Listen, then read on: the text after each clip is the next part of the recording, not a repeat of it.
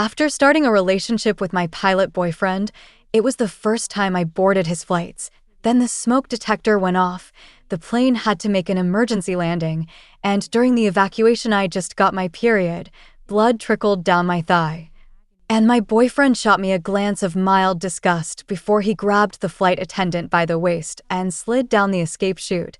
The flight attendant, still shaken, curled up in his arms. While I stood there, feeling utterly humiliated, a friend later asked me, "A guy like him, are you really going to break up with him?" I laughed and shot back, "He's fine for a date, but you actually think he's a keeper." It wasn't long before I heard that Benjamin, the infamous Playboy captain, had turned over a new leaf and was desperately trying to win his ex-girlfriend back.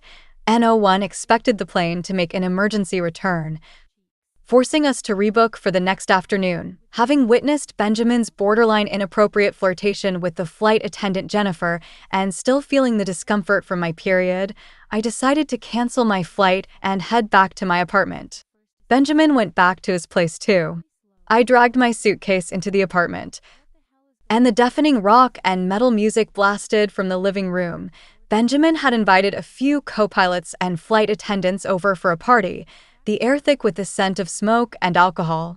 The atmosphere was electric, decadent, and a little sordid. The men and women were practically glued to each other, bodies twisting in time to the music. I and the dim hallway light. I saw the girl straddling Benjamin's lap. It was Jennifer, who had curled up in his arms during the emergency landing. She was dressed in a tight black strapless dress that clung to her curves, a hint of cleavage exposed. Her eyes hazy as she tilted her head up to kiss him. I stood frozen outside the door, but one of the co-pilots spotted me and, with a smirk, called out, "Benjamin, your little mistress is back." Benjamin glanced over, sneered, and then, without missing a beat, took the Jennifer's chin in his hand and kissed her roughly, his mouth devouring hers, tongues tangling in a wild, passionate frenzy. He finally pushed her aside and lazily walked over to the door. Leaning against the frame as he lit a cigarette, with his eyes lowered, he stared at me, his lashes dark like raven feathers. The faint glow of the cigarette lit up half of his face. He exhaled a cloud of smoke. Speaking lazily, "All right, that's enough for today." The men and women in the living room gathered their things and left. Jennifer walked past me and Benjamin. She rose onto her tiptoes, leaned in to whisper flirtatiously in Benjamin's ear, "Captain, what's your next trick going to be?" Benjamin frowned slightly. "Get going. And take your panties with you." The girl pouted, licking her lips. "See you tomorrow, Captain." As the room emptied, silence settled in. Benjamin raised an eyebrow, and seeing I hadn't moved, he pinched my face. "What's this? Decided to hop on my flight today to catch me in the act?" His lips were a bright red, lipstick smudged at the corners. Noticing my exhausted, expressionless face, he mocked, "Upset? Because I didn't help you today?" He pulled me into his arms, slipping his hand under the hem of my shirt to grab my waist, his fingers slowly caressing. "Are you mad because I didn't claim you as my girlfriend right then and there? Or is it that I had my arms around Jennifer? Come on, Rebecca, didn't we agree to keep things about sex and not love? Our flight attendants have bodies that put yours to shame. It was just a kiss, and you're making it into this big deal. Maybe it's time we ended things, huh?" Benjamin's face was still set in that careless grin, and I noticed he had a mint candy in his mouth, its fresh scent cutting through the air. The minty freshness seemed to fill the room. "She's not worth your attention. You're still clinging to the title of my girlfriend, though. Maybe it's time you find some guy to marry." I looked at him, my silence only fanning his anger. His words grew more cutting, more spiteful. I knew what he was. A born playboy. Everyone who knew about our relationship assumed I was punching above my weight, and I knew it was true. Benjamin was the youngest captain in Lu Aviation's history, earning millions a year, and on top of that, he came from a well-established family and was incredibly handsome. I'd been dating him for 3 years. Aside from not being officially announced, we'd done everything else. The pilot community is known for its chaos and promiscuity, and Benjamin was the prime example of that. Even if I was only the little girlfriend in the eyes of his friends, people looked at me and thought I was lucky, and, truth be told, I knew I was. If I posted this on social media, I'd definitely get labeled as the standard regular woman. For a girl like me to land a guy like him even without love sex was, without a doubt, great. This wasn't the first time he brought home a flight attendant, and it wouldn't be the last. As I thought about the past 3 years of my ridiculous life, I couldn't help but laugh bitterly. I walked past Benjamin and into the bedroom. After grabbing the lace panties that weren't mine, I began packing my bags, my voice cold as I spoke without looking up. Fine. Let's break up. I should find someone to marry. Chris is for marriage. Guys like you are not in my consideration. Hope you find someone just as worthless as you, and that it lasts forever. He had said these kinds of threats to me so many times before, and I had heard them all too many times. He knew I would always cave, eventually pleasing him, so he grew bolder and more reckless. But this time, I didn't soften.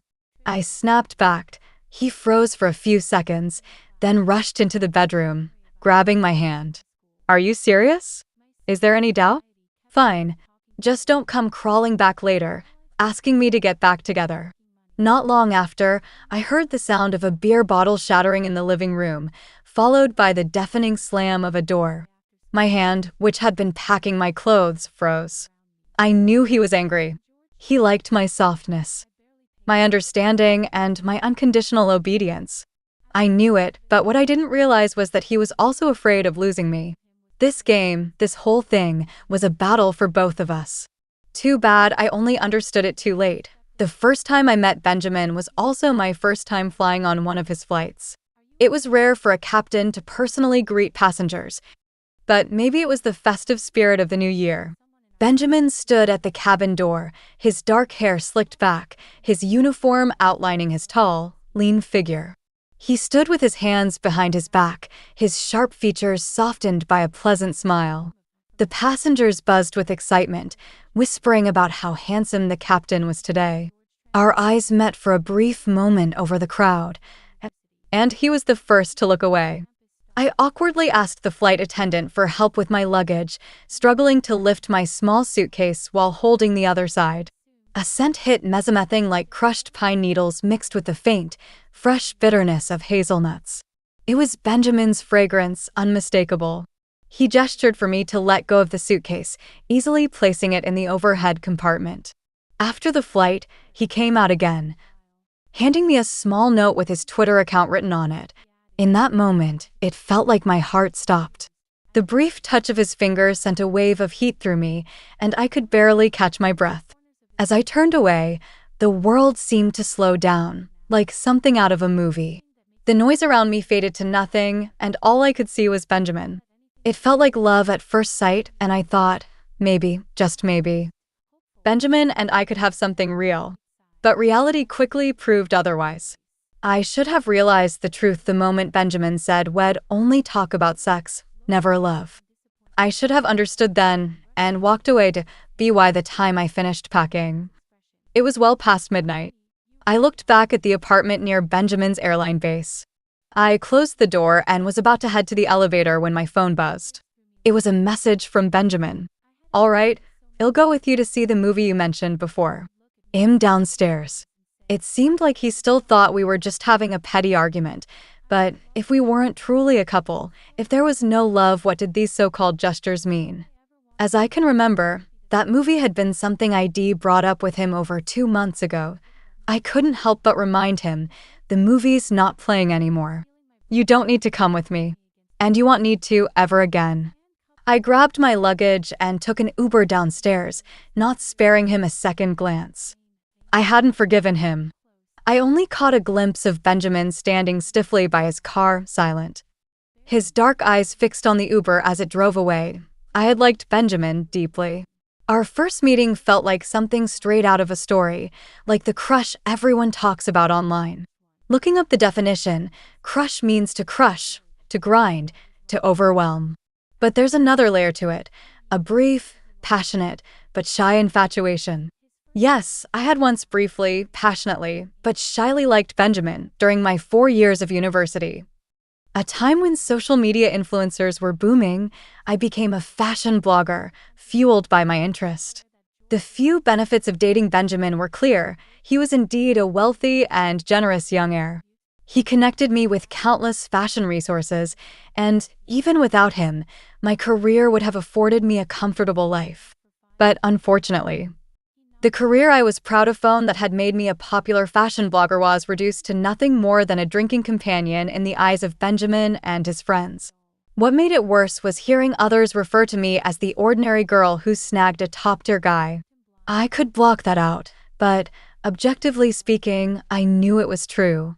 Benjamin's apartment, located near the airport, meant that after we moved in together, I couldn't avoid running into him and his colleagues. A group of young, stunning pilots and flight attendants would often pass by me, their bodies impeccable and youthful. Benjamin never once spared me a glance. The same man I had been tangled up with in bed the night before, confessing his love, now acted as though I were a stranger in public. What's so hard about it? You're with me. Not them.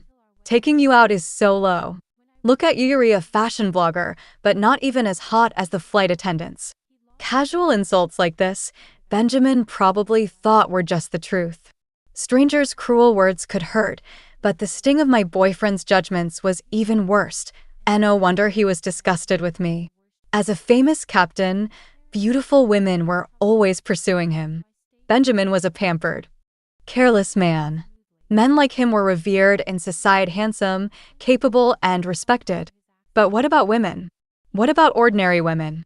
They get used and then are scorned. Ordinary girls get to sleep with top-tier men and still aren't satisfied.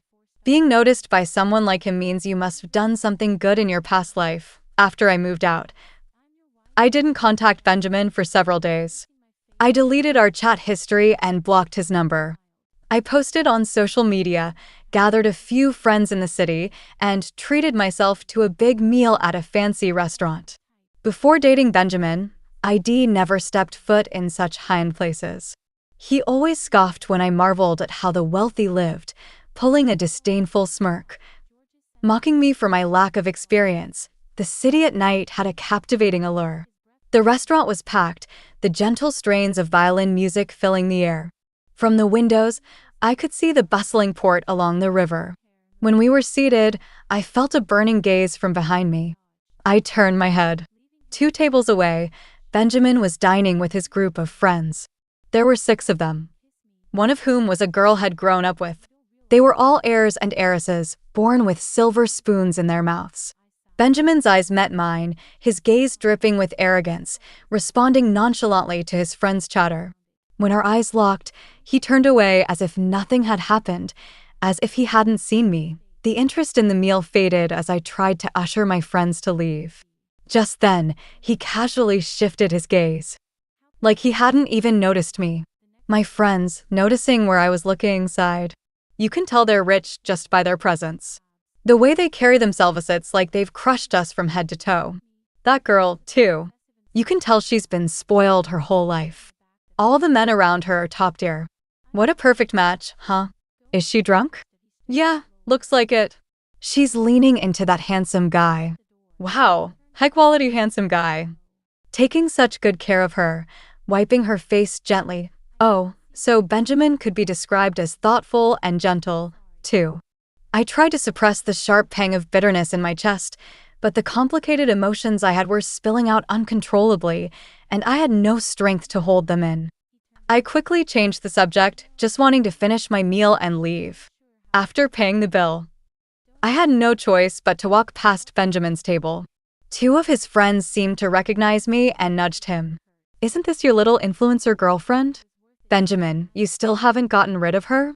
The great handsome man, our selfless Benjamin. Come on, call her over for a drink. Let's have some fun. You're crazy. Becky's still here. Don't you worry about her causing a scene. My face stiffened, and my legs, which had been ready to walk away, turned weak. Benjamin remained silent, his gaze searing into me. The corners of his eyes lifted, a trace of a smile on his lips gold, void of warmth, almost cruel. Beside him, the girl, Becky was already tipsy, her face flushed with the soft glow of alcohol. Her gaze was unfocused as she leaned heavily into Benjamin's arms, her body pressed tightly against his. "Benjamin, when did you sneak off and get a girlfriend?" She mumbled. "You said you'd marry me when we grew up. You're just playing around, aren't you?"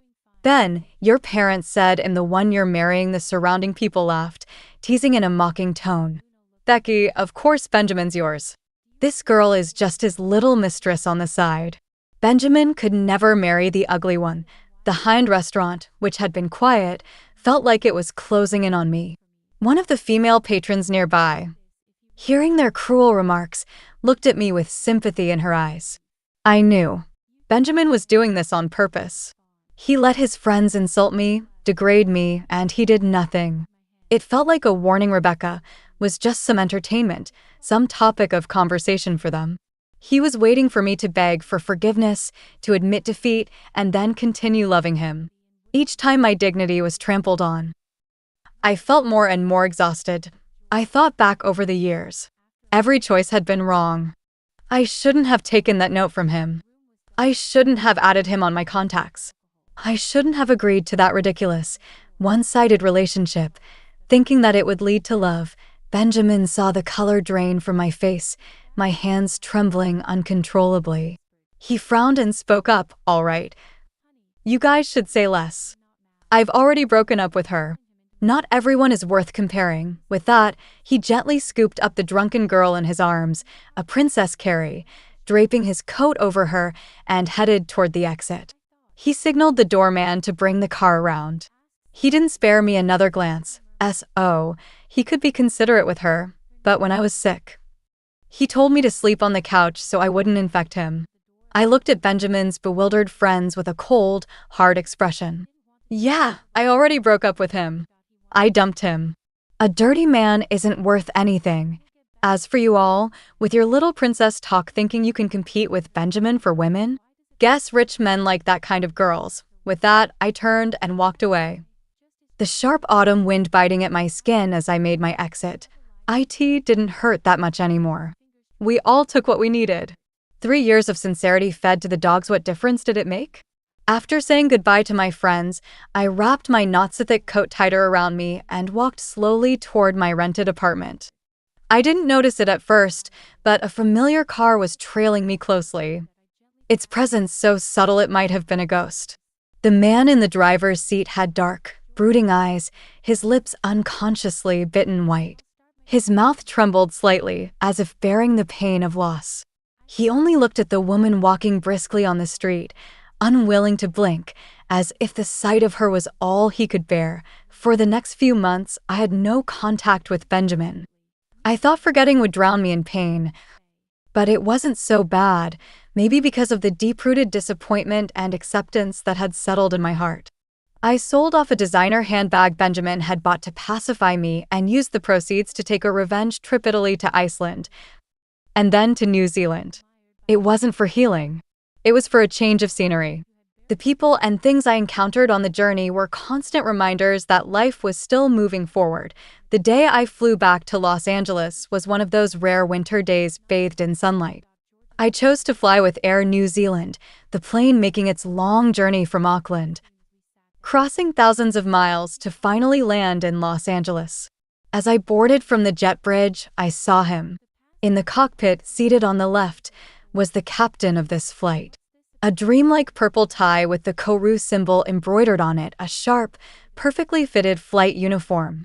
The man's face was solemn, his features chiseled, slightly turned to the right as he listened to the co-pilot confirming details. Morning sunlight poured into the cockpit, softening his features, giving him a warmth that Benjamin's casual, carefree aura had never held. His gaze was distant, indifferent. His entire presence exuded an air of nobility and strength. Over the past few years, in an attempt to bond with Benjamin, I had learned a lot about the aviation industry. If I guessed correctly, the captain of this flight was none other than Chris, a star pilot in the same league as Benjamin. Perhaps I had stared at him too long.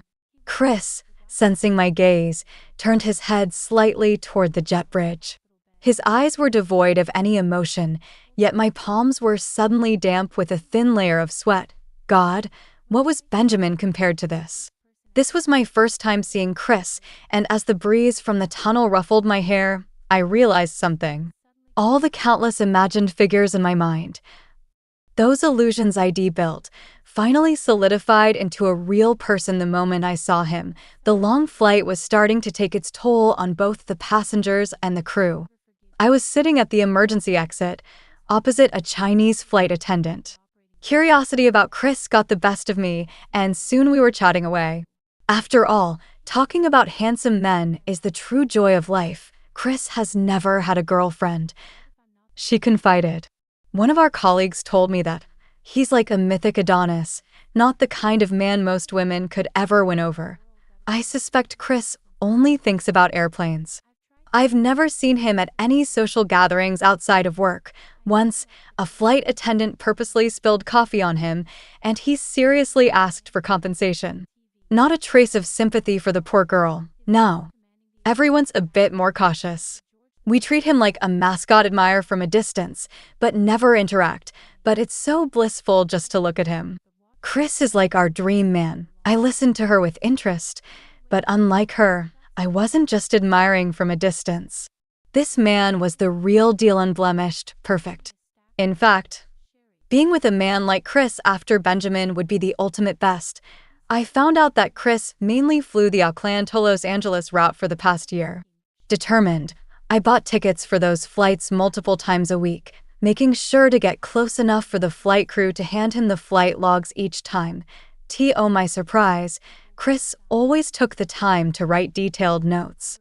From his messages, it was clear he found the situation a bit absurd and tiresome. Chris, I hope it's not too forward, but have you ever considered acting? You'd make a great leading man in my life. Sorry, Mrs. Rebecca. I prefer my current profession. I admit you're handsome, but don't get cocky. You won't be able to hold my heart. After a few more flights, I'll forget you. Thanks, you're so good looking. I'm not flattering you, just reminding you. Thank you. I know. Financially independent, replies in seconds, showers in 10 minutes, eats in 5, loves flying with you. No violent tendencies, birthday past. Love me and you'll win. Hello, my fiancé. Thank you. Can my fiancé stop booking my flights now? Chris, your style is so weird. It's not mature, not cool, not European. It's the kind of style that drives me crazy. Mrs. Rebecca, stop that. Let's meet at the coffee shop tomorrow. I've got a few days off. He even doodled a little stick figure going crazy at the end of the note. When I saw the messy doodle, I couldn't help but laugh. Chris wasn't as straight-laced as everyone said, after all. There was a bit of charm to him. Finally, I had tamed this man. The first step of my plan had succeeded. When I got home and lay on the bed, I continued flipping through the flight log, amused by the messages written inside. But my phone rang. I answered it, and an unfamiliar voice came through. Rebecca, I didn't want to call you either, the voice said. But Benjamin's fever won't break, and he keeps calling your name. Benjamin still cares about you. Otherwise, why do you think he was living with his little lover before? Shit. Stop kicking me, Ben. There was the sound of Benjamin kicking the guy, followed by a pitiful cry of surrender. If you can, come and check on Benjamin. I was baffled. Why would he want me, an ex-girlfriend, when he's got a fever? Am I some kind of medicine? I wondered when Benjamin would swallow his pride and come crawling back to make amends. While I skimmed through the flight log, I gave a half-hearted response. Just seeing him will make him better. Take him to the hospital. There's a first aid kit under the coffee table in the living room. Give him some fever medicine. On the other end of the phone, Benjamin was sitting stiffly on the couch, staring at his friend who was on the phone with me. At first, he seemed upset when he heard my indifferent tone. But then, when he heard me mention where the medicine was, he looked almost smug. He kicked his friend's calf and urged him to speak. It won't work. Benjamin refuses to take it. He keeps calling your name. You just need to show up, Rebecca. He always listens to you. I couldn't help but scoff. Given Benjamin's nature, I thought he'd have no problem forgetting about me and moving on with his life. Now he was playing these little games, trying to win me back. I answered coldly. That's his problem. Whether he lives or dies, it's none of my business. Captain Chris, can you stop bothering me? I have a boyfriend now. If you keep this up, he won't be happy to. Or are you angry that I found a man better than you? I'm not like you. I have boundaries, a sense of self-respect. Just as I finished speaking, I heard the sound of a glass bottle shattering on the other end of the line. Benjamin was upset. It was rare to hear him angry for my sake. Sorry, Chris, I might have used you a bit here, but I couldn't deny it when I decided to start pursuing Chris. I selfishly wanted Benjamin to regret losing me. I wanted my next relationship to be better than the last, so that when I ran into Benjamin on the street, I'd have some pride, but soon that thought faded. The damage Benjamin had caused me had twisted my view on love. It turns out that when you treat a man like a god, and he slowly changes you without you realizing it, that's when despair begins. I had to rebuild my own healthy view of love and heal from the wounds my ex left me with. Anyone who saw it would say what a tragic disaster. Saturday afternoon, the city, still lingering in the cusp of autumn, was already beginning to feel the chill of winter. Snowflakes, delicate as willow catkins, drifted lazily through the air, dissolving into nothingness as they touched my palm. I quickly finished the few outfit promotion videos for the brand that had been sent over, then hurried off to the cafe where I'd arranged to meet Chris. He wasn't inside. Standing beneath the cafe's awning, Chris was waiting quietly. A snow-white scarf was draped over his left arm, and his broad shoulders and tall figure gave him an almost ethereal presence. His face, framed by slightly tousled hair, wore a lazy, effortless expression. When he saw me walking toward him, he raised an eyebrow and smiled, his charm catching the light, as though his features had been painted by a master. I hastened my pace, apologizing breathlessly, without a word. The scarf found its way back to its rightful owner. He wrapped it carefully around my neck, shielding me from the cold. Mrs. Rebecca, it's winter now. Not exactly your season, he said with a playful tone, the words soft and almost hushed. You should keep warm. His voice was deep and soothing, with a slight rasp, like a breath of air warmed by moisture. It lingered in my ear, sending a shiver of warmth through me as I stepped inside, where the heat of the room greeted me with a comforting embrace. This was my first time speaking with Chris face-to-face, despite all the boldness in my flight log entries. I felt the flush rising in my cheeks as the warmth settled into my bones. I fiddled nervously with my fingers, focusing on my cappuccino as if it could save me from my awkwardness. Chris' lips curled into a subtle smile, a faint hint of mischief in his expression. Rebecca, he said softly, I heard you're quite eager to get to know me. I am Chris, 26 years old.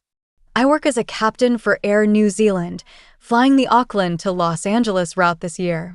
He paused briefly. My family lives abroad, but I have a home and a car here. I don't drink, don't smoke, no history with relationships. I do have married female friends, but their husbands are always with us when we meet. He recited the details like a checklist at the beginning of a blind date. I blinked, more stunned than I expected. Are we on a blind date? I asked, a little taken aback. Chris furrowed his brow slightly, his gaze turning more puzzled. No, I'm saying I want to pursue you, he clarified, his voice now tinged with uncertainty. Isn't that how dating works? The serious, meticulous Chris, always so composed, now seemed like a child struggling to solve a problem. The tension in me melted away, replaced by a light-hearted amusement. I chuckled softly. So, you're the one chasing me now, Chris. Outside the window, the snow still drifted softly, and as evening fell, the snowflakes shimmered beneath the streetlights, glowing faintly with a warm yellow hue. Inside, a quiet connection began to take root, from afternoon to evening. Chris and I shared a steady flow of conversation. There was no awkward silence. We talked about everything: hobbies, little details of our lives, strange colleagues in the workplace. Chris, who had started off so reserved, gradually grew more relaxed, his nervousness fading with each passing moment. By the time he drove me home, it was already 8 o'clock. "Rebecca, see you next time," he said, his tone soft, yet warmed. I pursed my lips, giving him a look that seemed to say, "Why do you have to be so clueless?" I stood still, and Chris, seemingly frozen in place for a full minute, appeared to have figured something out. In the next instant, I was pulled into his warm embrace. His strong jawline rested against the top of my head, and his right hand gripped my wrist gently. I breathed in, the familiar scent of pine wood surrounding me, and instinctively buried myself deeper into his chest. "Your scent is nice, Chris," I murmured, almost to myself. "Then I'll wear this perfume next time," he replied, his voice warm with an affectionate smile.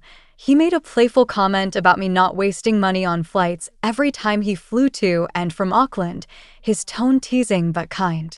After we returned home and I finished freshening up, I found his flight schedule waiting for me in my inbox. "Every time I land, I'll come find you," he said, his words simple yet full of meaning. "See you next time, Mrs. Rebecca." Over the course of the next month, our conversations became more frequent. It turned out that the kind of relationship where two people are steadily walking toward each other is sweeter than even sugar itself. I hadn't heard from Benjamin in a long time. As I cleared through old chat records, I stumbled upon his name, and for a moment, it felt like a distant echo. I realized that it was possible to truly love someone and then let them go. Time really is a great healer. One ordinary weekend, I sent Chris a message telling him I was heading to Manhattan for a business trip and boarded the flight to my destination. But from the moment I started boarding, something felt off. After checking my boarding pass, the gate agent smiled warmly and said, "Welcome aboard, Mrs. Rebecca. The one who knows they were wrong is waiting at the end, asking for your forgiveness." I froze for a second, unsure of what she meant, but continued onto the plane, where the flight attendants greeted me with smiles. "Welcome aboard, Mrs. Rebecca. He'll accompany you to wherever you want to go," one of them said, her tone cheerful. Midway through the flight, when the meal service began, I was still torn between whether to eat a meal or just have noodles. But instead of a standard meal, they brought me the cruise meal: 3 meat dishes and 1 vegetable, all things I loved, and there wasn't a single piece of green onion, which I detested. I looked up in confusion, ready to ask the flight attendant about it. But she gently stopped me before I could speak, her voice warm and knowing. "Mrs. Rebecca, this is the lunch our captain prepared for you," she explained, a soft smile on her face. "We've made sure everything here is something you like.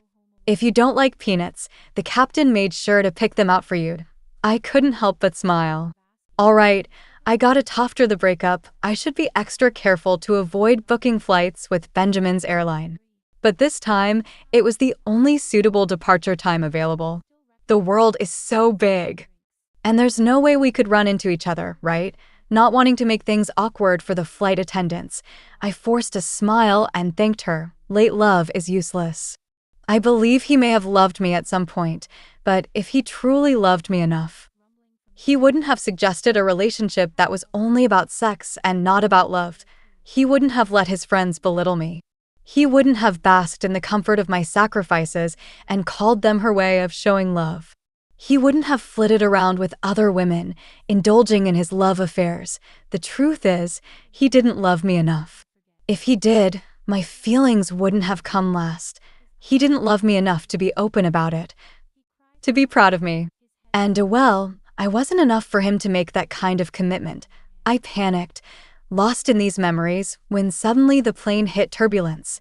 The overhead speaker clicked on, and a familiar voice, clear but with a slight rasp, filled the cabin. "Ladies and gentlemen, please pay attention. This is your captain, Benjamin. We are entering an area of unstable air, and you may experience some turbulence. Please fasten your seatbelts and remain seated. For your safety, the restrooms will be closed during this time, and we will temporarily suspend cabin service. Mrs. Rebecca, please fasten your seatbelt. I'm worried about you, but with my flight, you'll be fine. His last words, personal and caring, caught the attention of the passengers. A murmur of curiosity rippled through the cabin as they whispered among themselves, wondering who this lucky girl was that the captain was so concerned about. Look, Benjamin, you know exactly what I need. I need your love to be out in the open. I need you to show the world that I'm the one you care for. You knew how to love, why wouldn't you just give a little of that love to the person you used to call yours? But now, I don't need it anymore. From the bottom of my heart, I don't need it. Why is it that men like him always think that a little making up will be enough to earn forgiveness, and that forgiveness will somehow magically fix everything? I can choose not to forgive. Forgiveness means letting go of the past, and while maybe a broken mirror can be mended, that doesn't mean it's the same as before, and it definitely doesn't mean I'll be mending anything with Benjamin. As we approached landing, I stood up before the other passengers, eager to grab my handbag and leave quickly. As we slowly disembarked, the flight attendant's cheerful farewells rang out. Wait a minute, no one told me the captain was this handsome? One of the passengers said. Wait, the captain from the announcement. Another replied, can we walk a little slower? I want to see who this Mrs. Rebecca is. She's definitely a beauty. Someone added. It was the same pilot uniform everyone wore, but with Benjamin, it never looked ordinary. His shirt cuffs were slightly rolled up, revealing a muscular forearm. The watch on his wrist caught the light, casting a cool gleam. That was my gift to him, the Rolex I gave him for his birthday. Everything felt just like when we first met. The first time I flew on his flight, I fell in love. The second time, I decided to break up. The third time, he begged me to get back together. Benjamin's lips curved into a subtle smile, and as I was about to reach the plane door, he turned to me and said, Mrs. Rebecca, could I get your contact information? Can you give me a chance to pursue you? The flight attendants, cabin crew, and safety officers nearby began to stir, excitedly shouting, Mrs. Rebecca, you should accept him. Chris already has someone. But we finally get to see the woman who can tame our captain. I couldn't deny that there was a tug at my heart. To be introduced to his colleagues so openly, to sit on his flight, and then go home with him, it was something I had imagined for so long. Until those fantasies turned into little more than unfulfilled desires. I didn't understand. We had been broken up for months, and he seemed like a completely different person now, desperately trying to win me back. Seeing the conflicted expression on my face, Benjamin slowly stepped closer. Honey, I really know where I went wrong, he said, his voice soft and apologetic. I've told Becky everything. I won't marry her. I've also introduced you to my parents. They really like you and have been urging me to bring you home to meet them. Can you give me another chance? It was clear how much he had changed. For the sake of reconciliation, Benjamin was swallowing his pride, admitting his mistakes in front of so many people. The man who had once treated love as a game, as a pastime, was finally willing to let go of his image and beg me to love him. Honey, come home with me. I've already promised my parents I'll bring you. I wasn't subtle at all in my refusal to, and oh, Mr. Benjamin, there was never love between us. Never call me your honey. So offensive. The atmosphere in the cabin froze. The crew, sensing the tension, began to scatter. Benjamin's eyes, which had always been so full of affection, now darkened with sorrow. Did I ask it, Chris? He asked, his voice heavy. Your new boyfriend. I didn't know how he knew, but I had no reason to answer. My colleague told me. You two seem pretty close. Does he know your ex was also a captain? Does he know you started liking him just to make your ex jealous? After hearing this, the calm in my eyes was replaced with a hint of irritation. This is between me and him. It's none of your business. I admit, I had ulterior motives when I first pursued him. But it has nothing to do with you. Benjamin's lips curled in a bitter smile, and he took out his phone, dialing. Chris, you heard that, right? Chris? When did Benjamin call him? My breath quickened. I should have said something, explained myself, but no words came out.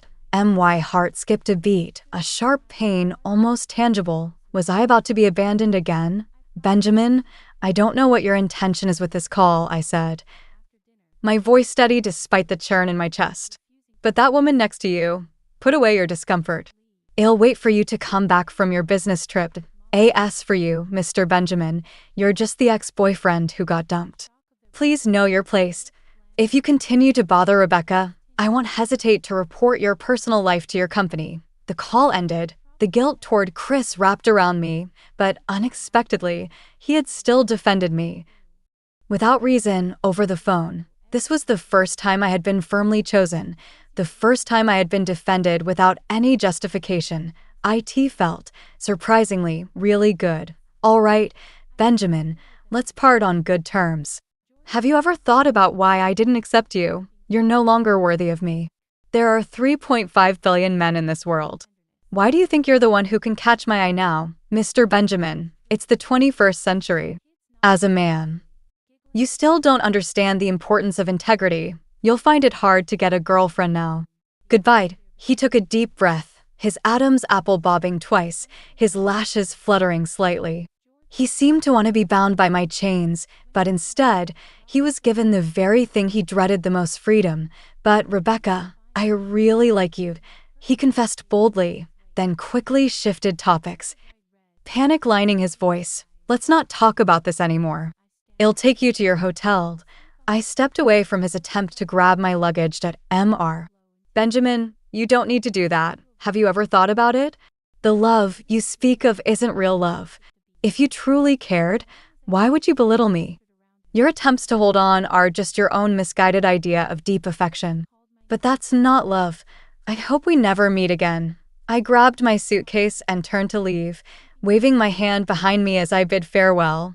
Goodbye to the nights spent crying, wondering if I was worthy of being loved.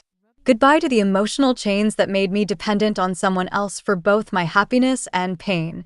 Goodbye to the past, where I felt distant from the world, able to see others' emotions but unable to feel my own, like a dead piece of wood. I struggled to focus as I wrapped up the business trip. The client's demands were unreasonable, nitpicking over every detail, shifting meetings from the hotel to the office and from day to night. But in the end, I secured the deal, making a decent $4,000 to $5,000. All I wanted was to escapedo, go back to Los Angeles and see Chris, face my final judgment. But somehow, that too felt inevitable. At the airport, waiting for my return flight, I stared absent-mindedly at the planes taking off and landing. My phone buzzed with a message. Is at 4 p.m.? I'll be waiting for you at the arrival gate. Stop overthinking. We'll talk once you land. Sleep well on the plane. It had been a few days since I'd seen him. Among the crowd at the arrivals gate, Chris stood out, his usual attire looking especially striking: a gray turtleneck sweater, a black fleece-lined flight jacket, hands shoved in his pockets, his focus solely on the passengers collecting their luggage. He silently took my bag from my hand, gently squeezing my right hand to check if I was cold. Is it very cold? Your hands are freezing. The first words out of his mouth were concern, completely overturning the scenarios I had imagined on the flight. He could have easily ignored me, deleted my contact, just let me go, but instead, the joy of being caught in his steady embrace overwhelmed the confusion and hurt I had been carrying. The bittersweet emotions deep inside me were too much to contain, and before I could stop myself, tears started to fall. With a sigh, he wiped away the tear that had fallen from my eye with his warm thumb. I am sorry, Chris. I admit I had ulterior motives when I first started pursuing you, but once I decided to chase you, to take your flights, I had no such intentions anymore. Trust me, if you want me to leave, I'll go right now. He pulled me into him, resting my head on his collarbone. What did I tell you? Stop overthinking that I like you. Rebecca, I like the interesting you. I like your eyes, all bright and mischievous after you tease me. I like how hard you work, always shooting videos. You're amazing, successful, bold, brave. Why do you always sell yourself short? Your self-deprecation hurts me too. Can I be your boyfriend? You said my taste in clothes wasn't as bad as you thought. Then I'll be your lifetime model. How about that? In that moment, all the heavy sadness turned into a shock of disbelief. How could such good things be happening to me? All I could do was nod, gripping his right hand tightly. Really? Is this for real? He laughed, nudging my cheek with his nose, and the scent of Chris enveloped me completely. Of course. From now on, all the good things will come to us, Becca. After we started dating, Chris couldn't stand being apart. He constantly sought overtime flights, trying to get as much time with me as possible. He even begged me to move to New Zealand and live with him. His colleagues said, "Captain Chris is dying to get married. He's got Rebecca on his mind all the time. Captain Chris is eager to be a legal husband, but Mrs. Rebecca won't give him the chance to propose." I wasn't planning on getting married just yet. My career was going well, and I had Chris by my side. Whether or not I got married didn't really mean much, but I promised myself I'd give Chris a chance to propose before I turned 30. The next time I heard news about Benjamin, it was through the media. Celebrity pilot causes tail strike on landing. Flight ends, suffers losses worth millions. Considering demotion for airline's public image, he was still reckless. Perhaps having worn his body down or losing focus, regardless of the reason, he had scraped the tail, and that was enough to ruin his reputation in the industry. Celebrity pilot, my foot. What's his skill? I'm better with just one finger. I laughed and kissed Chris, a gesture of comfort. All right. No one's as good as my pilot. Humans don't have wings, but somehow we find a way to soar through the skies. Every busy flight path carries with it a story of love, breaking free from the old chains. Today I realize just how brilliant I truly am. The sky will always provide an answer to those who seek it.